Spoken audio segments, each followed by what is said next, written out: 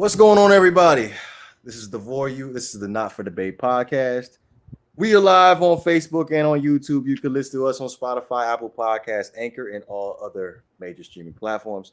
Also, be sure to follow us on Twitter, Instagram, and on our Facebook page.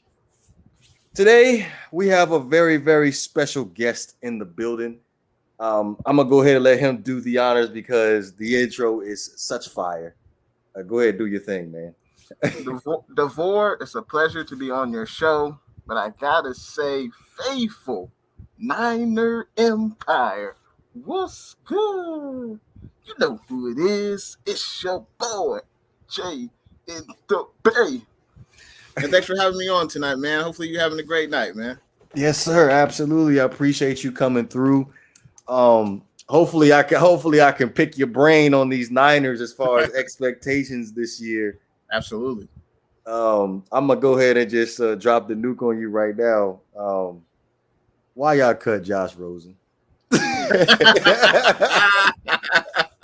Man, Josh Rosen, he is a player that most athletes in the NFL do not want their career to start, right? He gets drafted in the first round by Arizona, gets traded after 1 year, which usually that does not happen. And then he goes to Tampa. He goes to Miami. He comes to the Niners. And now he's on his fifth team. I think he got picked up by, was it Atlanta? I think. Yeah, it's Atlanta. He actually made the roster. Hey, shout out to Josh Rosen. He made the roster. But, yeah, I mean, he had his opportunities in Kyle Shanahan's offense, but he didn't beat out Nate Sudfeld. And we only have two quarterbacks on the active roster. That is Jimmy G. That's my quarterback. And then we also have Trey Lance. And Nate Sudfeld, he's on the practice squad. So, but I wish nothing but the best for Josh Rosen in his career. I mean, he can at least be a backup quarterback. That's for sure. I don't know if he'll ever be a legit starter in this league. It doesn't seem like it, but he can at least make, be a backup, and backups make good money in the NFL. So nothing wrong with that. I just had to get that off my chest. Y'all lose kudos points for cutting him because I felt like at the end of last season when y'all brought him onto the roster, I was like, yeah, this is good. Jimmy can't stay healthy. This is a good opportunity for Josh to come in there and showcase his talents. Him being in that Kyle Shanahan running scheme, what could go wrong? And then sure enough, boom, y'all end up making that trade with the Dolphins. Yep. And I was like, that's where it went all wrong for Rosen. When we made that trade. So let me go ahead and ask you that. What was your mindset after they ended up pulling off that trade with the Dolphins? Like that was go ahead. I'm sorry. I was gonna say that was a crazy trade. The Niners haven't had we haven't drafted a quarterback in the first round since 2005. Alex Smith. I was still in high school then. So it's been a long time since we've drafted a quarterback in the first round. I wasn't sure who we would pick. I figured it would either be between Trey and Justin Fields, and I'm glad we have Trey Lance. But, he is the future franchise quarterback. He looks pretty good in preseason. I can see why Shanahan selected him with the third overall pick this year, and I can't wait for the season to start. Jimmy G, he's going to be starting, which I think that should happen. I don't think we need Trey out there. We don't need him. We don't need to start him week 1 against the Detroit Lions on the road. We don't need to put that pressure on him when you have Jimmy G, under center. And we've seen what Jimmy can do when he's healthy. And I'm looking forward to a successful season with the Niners, man. Real quick, shout out to Finsanity5 in the chat. I was gonna say, draft night. Did you believe that they was actually going to draft Trey Lance with the third pick? I mean, all the media, the talking heads, everyone was saying it's Mac Jones. It's Mac Jones. Mac Jones was most similar to Kirk Cousins. And for anyone that follows football, they know that Kirk Cousins and Kyle Shanahan are like best friends. They may go to each other's weddings. They golf together and things like that. So in the back of my mind, I was just hoping it's not Mac Jones because I don't think we needed to move up to 3 to get Mac Jones. I mean, we saw he got picked 15 by the Patriots. So I was just hoping it wasn't Mac Jones. And I would have been satisfied with Trey or Justin Fields, honestly. I just wanted the most dynamic quarterback. And I felt like at pick 3 with Wilson and forgetting the first overall quarterback. Trevor Lawrence. Exactly, Lawrence. With those 2 quarterbacks off the board, I felt like the next best pick was either Fields or Lance. And in the Kyle Shanahan system, I felt like either quarterback would have succeeded. And that quarterback that we draft would have the best team on both sides of the ball, because we're not the Jags, we're not the Jets, we're not a rebuilding franchise. We can compete this year, go to the playoffs, and hopefully get to the Super Bowl. So if you were to pick, if just to go back to the 2021 draft, if you was to pick, in your honest opinion, where would you have gone, Fields or Lance? I've seen clips of Fields. I like Trey. I think he has a little bit of a quicker release, and that's obviously very important in the NFL. 1 second can mean that could be the difference between an incomplete pass, an interception, or a catch. I like Trey. I'm glad we got Trey. See, I was a little iffy about Trey because due to lack of experience compared to what Justin Fields had, it was literally 2 back-to-back years. And, Trey Lance ended up missing the year prior.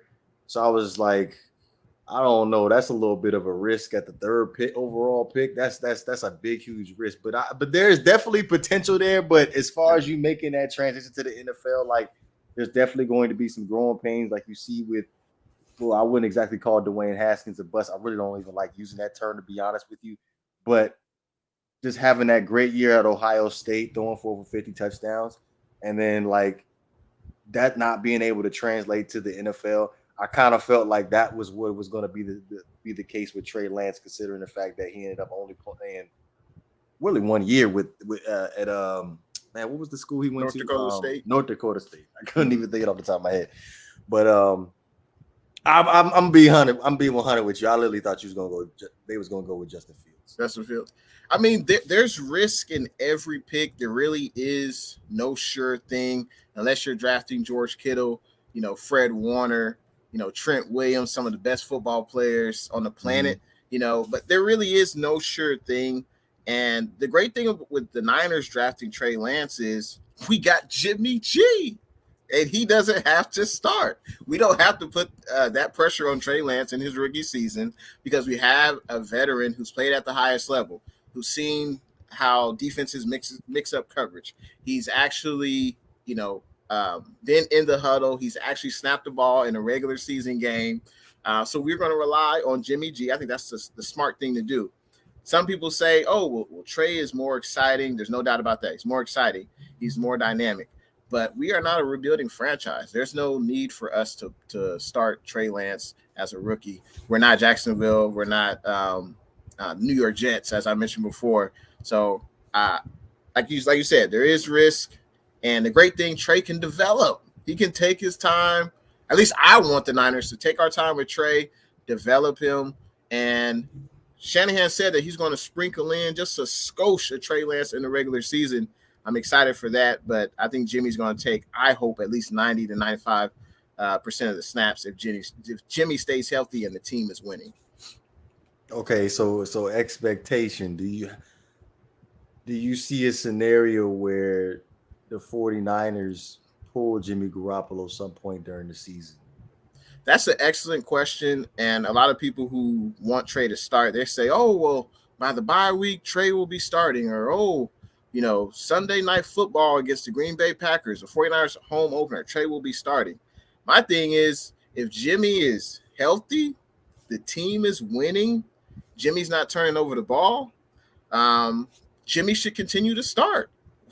Why? If it's not broke, why are you trying to fix it? I don't understand that. And Jimmy, I think, and that's why Shanahan still has Jimmy on the team, he gives us the best chance to win right now. And if he's playing winning football, it makes no sense to take him out to put Trey in. I just don't get it.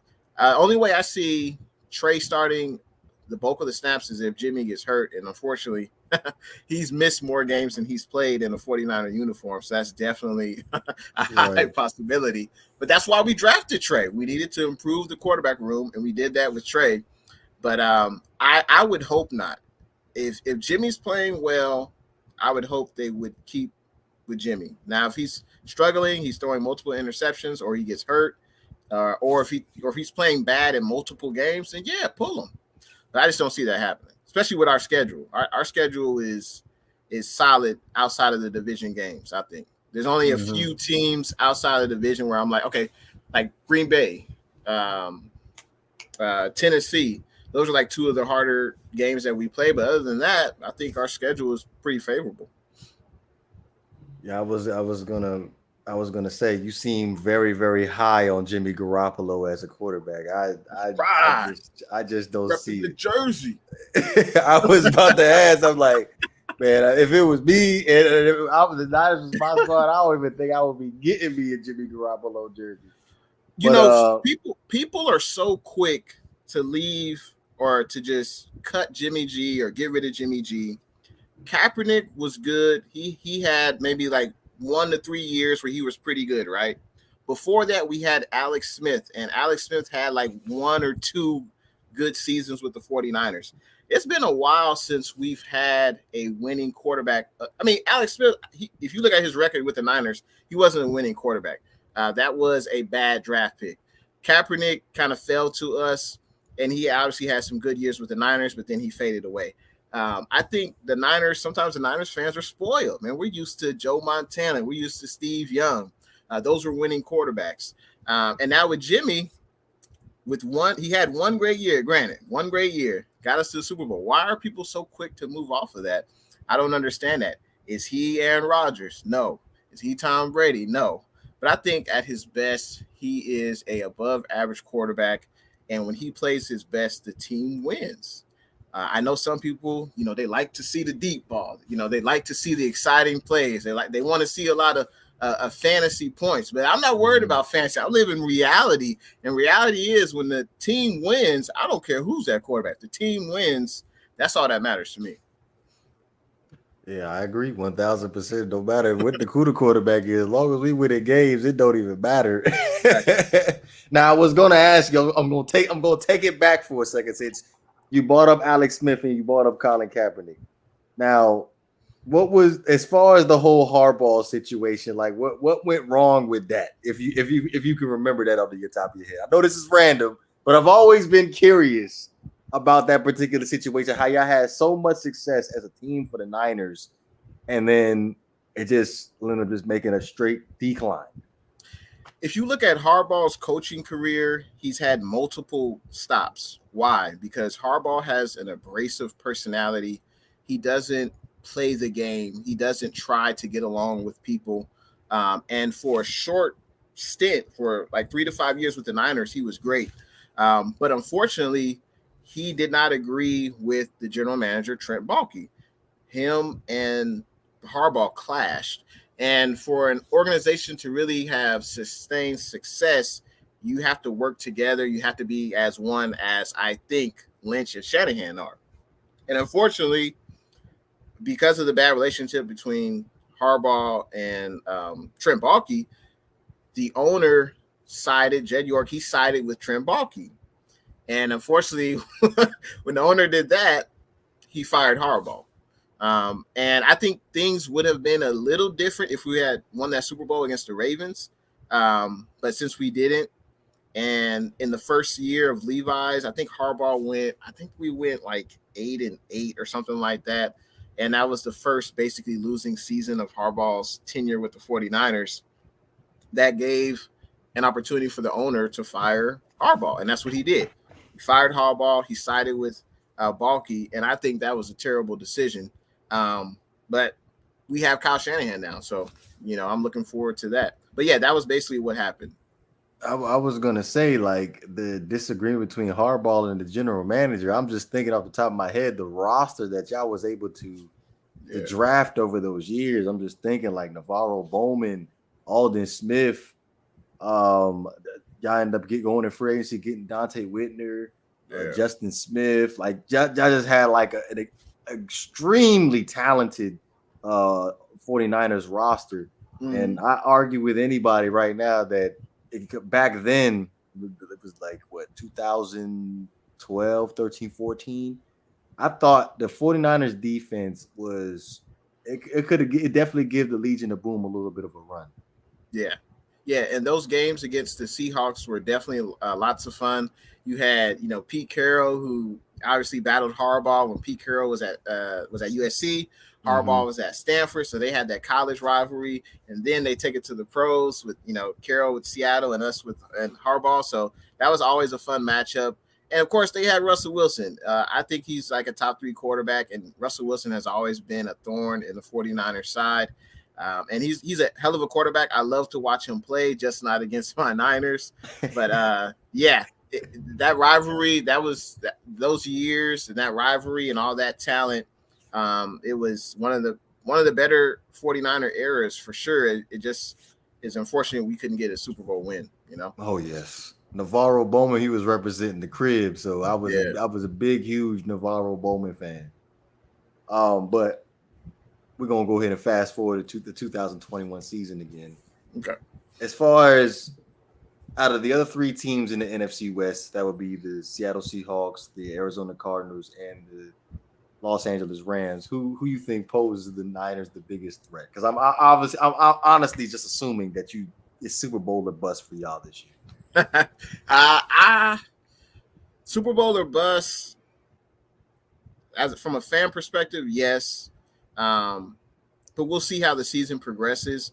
I think the best overall team is probably the Rams. I think defensively, of course, they got Donald, they got Ramsey, they added Deshaun Jackson in the offseason, they got rid of Goff, and I think they upgraded at quarterback with Stafford. I think top to bottom, they could be the best overall team. But, I mean, how can you not, give Russell Wilson his props, his respect? They have an offense. They got a good running game. I would say it's probably between the Rams and Seahawks who give the Niners, the most difficult teams in the division. Because there's no doubt Russell Wilson's the best quarterback in the NFC West. He's probably, I think, a top 3 quarterback in the NFL right now. And I think those 2 teams pose the biggest threats to the 49ers. But then you can't leave out the Cardinals. I know the Cardinals, they haven't made the playoffs, but they always play us tough. And it's so frustrating playing against Kyler Murray because even if you get a pass rush on him, he loves to wiggle out the pocket. He'll move left. He'll move right. And, the corners, they can't cover more than 4 or 5 seconds. After that, you got to start holding, to keep up with your receiver. And when he does that, he escapes the pocket. He's able to get a receiver open and, he makes continuous plays. So every team is tough, but I would say the 2 toughest top to bottom would probably be LA Rams and the Seahawks. LA Rams. I can't stand the Rams. I was gonna ask next, because I'm looking at the 49ers secondary right now. It's not looking too promising for you guys. Is that a concern for you too as well? The secondary, if we stay healthy, I think our secondary is pretty good. Jimmy Ward. He's the longest tenured 49er, and I think he's underrated. He's a pretty good safety. At the other safety spot, we have Jaquiski Tart, who's been battling injuries in training camp. But when he's healthy, he's been a pretty good weapon with Jimmy Ward. We also have Tavon Wilson at the safety position, and we also have Talanoa Hufanga, rookie safety out of USC. He can hit. I imagine he would be more utilized on special teams, but his future is definitely promising. Jason Verrette, I don't know if you heard of him. Jason Verrette, cornerback. That's my cat. Yeah, I love me some Jason Verrette. Yeah, he had a Pro Bowl year last year. Hopefully he can replicate that this season. Emmanuel Mosley, he's not great. I think he's a solid cornerback opposite of Jason Verrette. Also, K'Wan Williams, one of the best slot cornerbacks in the NFL. He was hurt last year. Hopefully he can have a successful season this year. And also we drafted 2 rookies, Lenore out of Oregon and Ambry Thomas out of Michigan. I think if we can stay healthy in the back end, I think we'll be just fine. And I love to say a secondary's best friend is the pass rush. I ain't even going to debate with you on that one. Yeah. You got it. You have a successful pass rush. Your secondary doesn't have to cover as much. The quarterback gets rid of the ball before he wants to, and it makes everyone's job on defense a lot easier. So I think our secondary will be fine as long as we can stay healthy. Yeah, I was gonna say, like, I ain't gonna sit here and argue with you about with your front seven, like Bosa and Ford. Yeah. Jeez, jeez. I remember Bosa's rookie year. I was like, man, like the Niners about it. They're gonna be tough to beat, Yeah. considering the fact like they just getting pressure just with that front four. And I was just sitting there watching that Super Bowl. I hate to just take this back to that Super Bowl. Because this is definitely going to lead into my next question as far as Kyle Shanahan, because this is now two Super Bowls that he's coached in now, where you kind of feel like he didn't end up making the right decisions. What's your thought process on that? It's wonderful to be a Monday morning quarterback, right? With Atlanta, he wasn't the head coach; he was offensive coordinator. And I think the Patriots were down by a few touchdowns, right? Like, so they had to score points, to get back into that game. And from my best knowledge, Kyle Shanahan don't coach defense. He coached the offense. And, the defense gave up a lot of plays in the second half on the Atlanta Falcons. So I don't know if you can necessarily pin that one on Shanahan. Now, in the game against the Chiefs, play calling is interesting. When it doesn't work, oh, you shouldn't have called that play. When it does work, oh, you're a genius. So it's Jimmy. Here are the facts. Jimmy didn't play his best fourth quarter. He played a terrible fourth quarter. The defense also gave up some plays to Pat Mahomes and the Chiefs offense. So I think at the end of the day, the Chiefs just made more plays than us when it counted the most. And that's how I look at it. I don't look at it as Shanahan choked or this or that. And also, hey, if Jimmy would have completed that throw to Emmanuel Sanders, Trey Lance might not even be on the 49ers. So, or maybe Emmanuel Sanders should have dove for the ball. I mean, a lot of things, could have gone differently. But, I felt like even that play towards the end of the half to that throw to Kittle, that played a big, huge part too. Yeah. Yep. So, and also, there are some replay where the Chiefs are holding Nick Bosa. But, you could literally call holding on every play if you really wanted to as a ref. But I just chalk it up to the Chiefs were the better team in the fourth quarter, because I think the Niners were winning that game. We were the better team the first three quarters, but you got to finish. Just like in the NBA, a team is up by 20 points in the fourth quarter. It doesn't matter. You still got to finish, and you still have to put that team away, and the Niners didn't do that. So, Yeah, I hear you. That's definitely got to be frustrating. I will say that. Even though I don't even know what that experience is like in the 21st century. Hopefully the Dolphins will get there. But I was going to say, as far as like your running back room right now, who's going to be the head guy this year for my fantasy stake? For your fantasy, that's a great fantasy. Question. Yes, that's a great question about fantasy, because Raheem Mostert, one of the fastest players in the NFL, he's battled some injuries the last few seasons, and we have 17 games this year. This is a marathon. This is not a sprint. So I would imagine Raheem Mostert will get the start at running back. But I would imagine his touches will be about 12 or less. We drafted a running back this year, Trey Sermon. I think he will get the bulk of the carries. I would say Trey Sermon, Jermichael Hasty. I think those two running backs will probably get the bulk of the carries after Raheem Mostert. So if you were fantasy, I don't know if it would be wise to draft a 49er running back, because we're going to be Shanahan loves to run the ball. He wants to run the ball 30, 35 times a game, control the time of possession. And we can't do that with just one back. We don't have a Derrick Henry running back. This is going to be 3 to 4 running backs a game, running back by committee. Exactly. So it might not be wise for fantasy purpose to draft a 49er running back, or at least not high. If you could get one in the later rounds, if you could, I would probably get either Mostert's got that home run ability. When he gets behind a defense, you're not going to catch him. But he's not going to get as many opportunities, I think, as Trey Sermon. So it's kind of like maybe you go with Sermon, I would probably go with Troy Sermon. Yeah. I'm writing this down right now because I'm gonna go ahead and take your advice on this. I'm probably not even going to draft one. Yeah. One of those guys. I'll probably wait and pick him up in free agency when the draft is over. Yeah. But I got $150 on the line right now, so I need all the advantages I could possibly get at the running back position, because you never know. Due to injuries, you gonna be short at the running back position for sure. Now, I know last year was an injury plagued season for the Niners, but I was gonna ask Kelsey or Kittle. Non-biased opinion, Kelsey or Kittle. A non-biased opinion, it's absolutely George Kittle, the best tight end in the NFL. No, but honestly, though, there's no doubt. Looking at their careers, it's not even a question. Kelsey has been the best tight end over the last decade. Just look at the numbers; it's not even close. But we, the faithful, the Niner Empire, we believe that George Kittle is the best overall tight end as far as receiving, blocking. There's no doubt he's one of the best blockers in the NFL, and I think he's the best blocker at the tight end position. If you just watch him, just Google or YouTube George Kittle blocking. It's a thing to behold. You don't see tight ends block like that the way George Kittle does, and he's very important in the running game. And obviously, he's a beast when he catches the ball. He gets that yards after catch, and usually the first defender does not get him to the ground.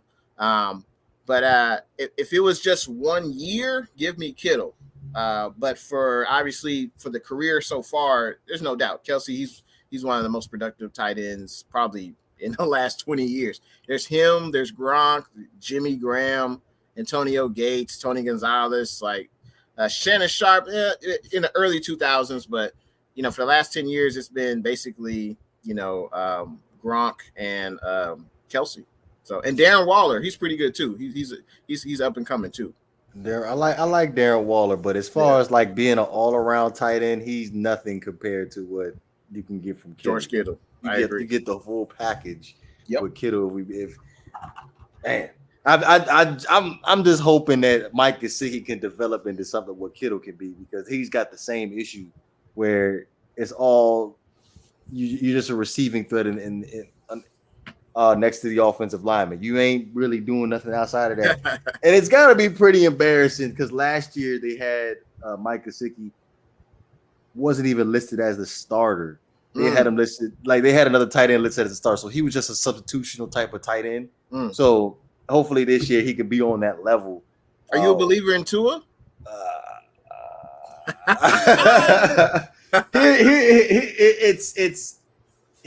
Here's the thing. I feel I in my opinion would be so much different if there wasn't so much hype for him before he even got into the league. I feel like the same thing with Trevor Lawrence. If Trevor Lawrence doesn't light the league up this year with the Jacksonville Jaguars, then there's definitely going to be some pause for concern. So when the Dolphins fans, let me put it the Dolphins fans, when they came out and they with that whole hashtag tank for Tua before we even got into the 2019 season, I felt like that just put the expectations up here. All right, so if you end up sliding to the Dolphins somehow in the 2020 draft, you're going to have to show us something that we've never seen before. And to be honest with you, it's not even Tua's fault. It's just the Miami Dolphins fans. I've never seen this a day in my life where a fan base literally comes to the defense of a quarterback. That never happens. That literally never happens. You just got finished talking about Jimmy Garoppolo, how Jimmy Garoppolo just took you guys to a Super Bowl, but they're ready to get rid of Jimmy right now. Yeah. Tua could literally throw 5 interceptions in the game. They're gonna sit here and say it's not his fault. I was I know Deshaun Watson was on you guys' radar at some point, rumored, but just reading some of the comments, going on Twitter, reading what some of the Miami Dolphins fans were saying, geez, just go ahead, just give Tua a chance, Tua a chance. What, really? Are we seriously really concerned about Tua talking about all his feelings? Like, come on, look, before the whole sexual allegation thing even came out, let's go ahead and just weigh our options here. Tua or Deshaun Watson? It's not even a debate. It's not even close. No. It's not even close. But we're gonna see what we get out of Tua in the 2021 season. This is the evaluation year. You are 2 years removed from the hip injury. Yeah. We're gonna see. It's real funny to me how. Well, I'm gonna ask you this. I'm gonna ask you before I even make this statement. Do you like Tua as a quarterback? Do I like Tua as a quarterback? From what I've seen, I feel like he's not a finished product. He's not a finished product. I feel like he still needs time to develop. I don't understand why when Fitzpatrick was here last year with the Dolphins, I don't understand why they took him out to put Tua in. I think that was a mistake. And I think he still has room to grow. There's no doubt, though, he's got weapons around him in Miami. They got offense, they got a defense, they got pretty good head coach. So he's got all the pieces around him. And he just has to make the most of that opportunity. But the book is not yet written on Tua. He still has time. I'm with you. But my beef is not with Tua. It's with the fans. Yeah.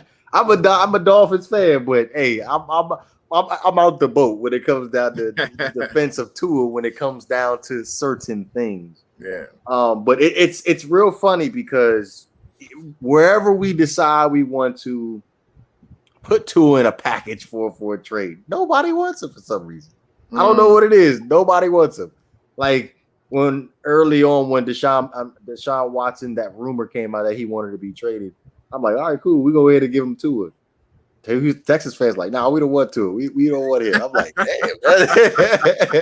Well, his first year, it wasn't impressive.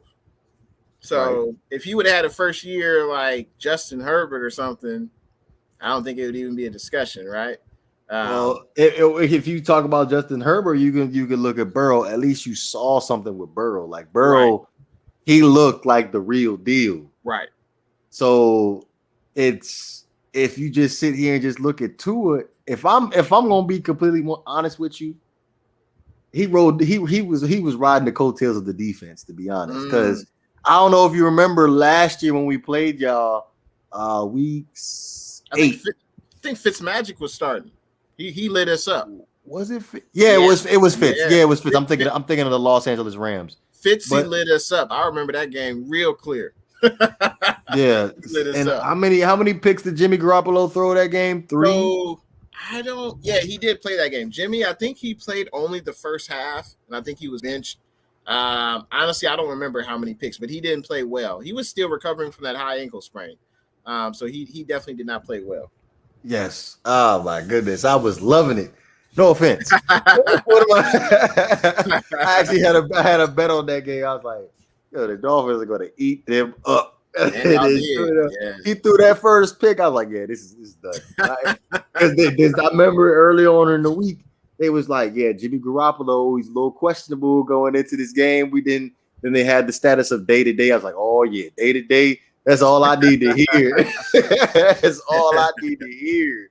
And then I think he threw that first pick to was it Christian Wilkins, the defensive tackle? I was like, oh yeah, this is it. This is it.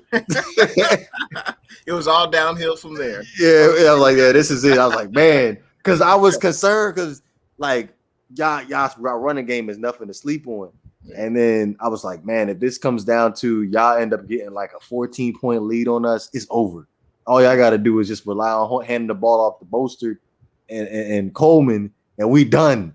Yeah. But y'all ended up starting out in the hole. I was like, oh, yes, this played right into our hands right here. They can't. There's no way they can afford to sit here and run the ball on us now. So we good. And it showed, too. It showed later on in that game, like literally every time you guys ran the ball, y'all was getting like 5 yards a clip. I'm like, yeah. Woo! Thank goodness. Thank goodness y'all down. Thank goodness y'all are down. Yeah, that was a terrible year last year. So hopefully, we can be much better this season. So, we approaching that 35-minute mark. So, prediction time. Where are you predicting the 49ers record-wise this year? I would say we go 12-5. I think our toughest games will be in division. I wouldn't be surprised if we, win 3, lose 3 against our division opponents. And I could see Tennessee, the end of the year, that'll probably be a loss. It's a short week for the 49ers. It's a road game, and it's a Thursday night game. And going up against the Tennessee Titans in their home, that's a tough game. And then there's always one of those games where we should win, but we don't. And I think that could be maybe Minnesota or even Green Bay. That those are 2 tough teams. But I think we go 12-5, and I think Jimmy G starts majority of the games. Absolutely. No, we sleeping on the Indianapolis Colts, huh? I'm not worried about the Colts. A week before that game, we do have a bye week. So the 49ers coaching staff will have double the amount of time to prepare for the Colts. The 49ers players will be well rested, ready to go. I think it's a Sunday night football game, prime time in Levi Stadium. So ain't nothing to worry about. I have nothing to fear with the Colts. It will be interesting. DeForest Buckner will be coming back to the 49ers to play against us. I think he will definitely challenge our offensive line, especially on the interior of the offensive line for sure. I think it'll be a close game, but I just think we're better. I just think we're better. We should be able to beat the Colts. I feel like that's going to be a really good game. I'm actually looking forward to that game because that front four for the Indianapolis Colts going up against your guys' running game, I feel like that's going to be that's going to be a tough one for Jimmy Garoppolo. I think as far as him throwing the football to win you guys that game. Yeah. Speaking of which, only receiver I'm real familiar with is Ayuk. Mm-hmm. Outside of that, you got Deebo Samuel, and who's the other guy that you got? Because I know you got Kendrick Bourne is on the Patriots. So who's the new guy you got? So we got Mohamed Sanu. He's a crafty veteran. He was with the team last year. He didn't do well, and he kind of revamped his body. He's been working out with Trey Lance in the offseason. He had a really good training camp. So we have Mohamed Sanu. We have Trent Sherfield. You may not have heard of him. Trent Sherfield has had an excellent camp, excellent preseason. We signed him over from the Arizona Cardinals. Arizona Cardinals were just using him as a special teamer, but we like Trent Sherfield. We expect him to contribute on the offensive side of the ball. We also have Juwan Jennings. He was hurt all of last year. He's back now. He's healthy. And I don't know if you heard of this guy, Jalen Hurd, but Niners fans either love him or hate him. And Jalen Hurd has been in the league this is his 3rd year. He's never played a snap in the NFL regular season because the first year he had a back injury. He was out the whole year. The second year, he literally tore his ACL, I think, the last day of training camp. And this year, he's healthy, but he's still recovering from a torn ACL. Sometimes that takes a full year to do. So, but he's on the roster as well. But I would say Trent Sherfield will probably start at the 3rd wide receiver. But honestly, we just need production from Kendrick Bourne. I believe Kendrick Bourne last year had 59 catches, something like that. So if we could get a combination of that productivity from Sherfield, Sanu, and Jennings, I'll be happy. Or if a receiver separates themselves and takes the bulk of the 3rd wide receiver snaps, that'll be fine as well. But really, the best wide receiver or the best receiver on the team, I think, is George Kittle. I just think you can't guard him. And we're going to need Kittle, Ayuk, and Deebo definitely be healthy for the bulk of the games in order to, keep that offense thriving.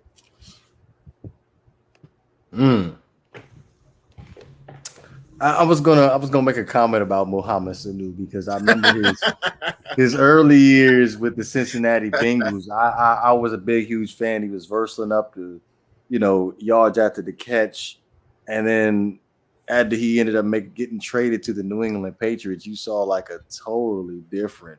Didn't work out in New England. Yeah, it didn't work out in New England, and I believe he had a stop at Atlanta too. He had a stop at Atlanta. he didn't look like the Muhammad Sanu in Cincinnati. And you telling me he was pretty good in Atlanta. He was good, and he had a few good years in Atlanta. Shanahan, of course, was offensive coordinator there. That's part of the reason why he's with the Niners now. He's familiar with Shanahan's system. Shanahan knows what he can do. He trusts him. Now, will Muhammad Sanu, average 5 catches a game? I doubt it. Maybe he could chip in for a few catches, maybe a few tough third down conversion catches. But yeah, I don't think he's coming over here to be a superstar. He's not the same Sanu from Atlanta or Cincinnati, but he's a veteran. He's a veteran in that wide receiver room. I believe he is the elder statesman in the wide receiver room because every other wide receiver is probably under 25 or 26 probably. So Muhammad Sanu, I believe he's at least 30. So he provides that veteran leadership in the wide receiver room. And I'm not expecting him to be super productive, but leadership is, you can't understate that. And that's what he brings to the table. And, hey, he's familiar with Shanahan's system. That'll go a long way. Right. I'm definitely rooting for Muhammad Sanu. I love me some Muhammad Sanu in Cincinnati, of course. So I'm expecting big numbers from Muhammad Sanu with being in the San Francisco 49ers uniform. But yeah, we approached that 41-minute mark. I did want to say again, I really appreciate you coming on, chopping it up. Really got some great insight on the 49ers on my NFC West division winner for 2021. Did you have any final thoughts, man? Absolutely. I'm looking forward. Well, first of all, let me say thanks for having me on your show, Devore. It's been a pleasure. We definitely have to do this again. I can't wait till the Dolphins and Niners play, so then we could definitely chop it up during the week of the game. But I'm excited for the season. Next Thursday Night Football kicks off. You got the Buccaneers and the Cowboys. That should be a pretty good game. And then my Niners play Sunday morning. I believe it's a 10 a.m. kickoff. We got to fly down to Motown. We're going to beat the brakes off them good old Detroit Lions. That's going to be a great week 1 win for the 49ers. And I'm just excited for the season. Obviously, everyone's talking about Trey Lance, which we're excited about. I'm excited about Jimmy G. I'm excited about our offensive line, the running backs we have in the running back room. The defensive line, we have 11 defensive linemen on the 53-man active roster. We have a lot of depth there, a lot of fresh bodies. We can move in and out to get a constant pressure on the quarterback. And I think that's going to set the Niners up for success. You might have heard of this guy, Fred Warner, the best linebacker in the NFL. He's going to be eating all season. And this should be a successful year for the 49ers, definitely a bounce-back year. And for those that are watching, make sure you check me out on YouTube at intheBay, as you see it on the screen. Same name for IG, Twitter, TikTok. And it's been a pleasure being on the show. And thank you guys for watching. Yes, sir. Like he said, intheBay, capital J, space, lowercase I, lowercase NTHE, capital BAY. intheBay. Check him out on Instagram, Twitter, and definitely on YouTube. Again, I appreciate you coming on, giving us the insight for sure. Yeah, definitely. We're gonna get you back on because, like I said, Brighton's a Seattle Seahawks fan. So you can go ahead and chop it up with them for bragging rights, especially Absolutely. For the Rams. I'm looking forward to that. I'm looking forward to that matchup for the Rams and the 49ers for sure. But again, you can catch us this Saturday evening, 9 p.m. Eastern time. Be sure to follow us on Instagram, Twitter, and on our Facebook page. This is the Not for the Bay podcast. We are up out of here, man. See you.